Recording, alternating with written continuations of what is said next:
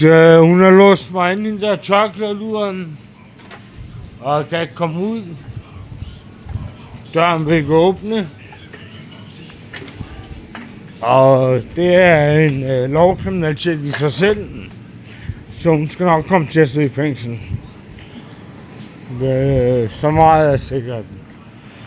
Det er hende der tørklædedame, der arbejder i Cirkel K, Nybrovej 45.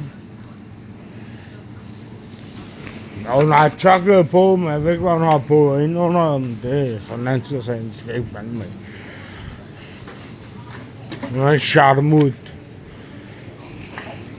Wahiyat Allah. Så må vi se. Hvad vil du gøre? Ring til politiet. Er det ikke politiet, du vil ringe til? Kan jeg ikke komme ud? Nå, jeg må ikke gå ud. Jeg må ikke gå ud. Ja, hun vil ikke lukke mig ud. Døren er låst, som I kan se. Nej, jeg kan ikke gøre ret meget. Så nu kommer politiet, og så tager vi den derfra. Og hende der Charlotte, I ved godt, hvad der skal ske.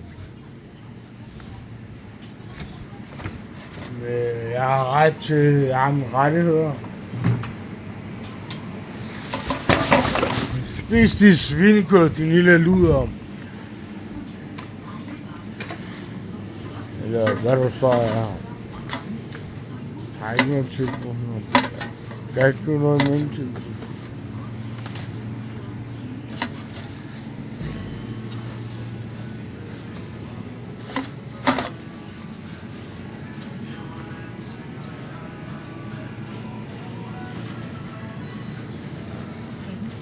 Har du ringet til politiet?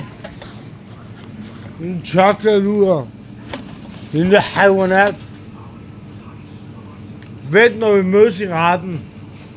Så ser vi, hvem der bliver dømt. Du tilbageholder mig uden lovlig grund. Du tilbageholder mig uden lovlig grund, og du vil ikke åbne døren. Du prøver at gå op til døren, og så bliver hun ikke åben. Ja. Og så plejer hun at ringe til politiet, og så om politiet kan gøre noget. Ja. Men det er Nybrovej 45, Cirkel K. Hende der er tørklæde på hovedet. Jeg tror ikke, hun har nogle underbukser på. Hun er en charmut derude. Men jeg dømmer ikke. Altså, hun var med i en pornofilm, så det var også det. Men hun har låst mig ind i hvert fald. Og I alle sammen kan se det.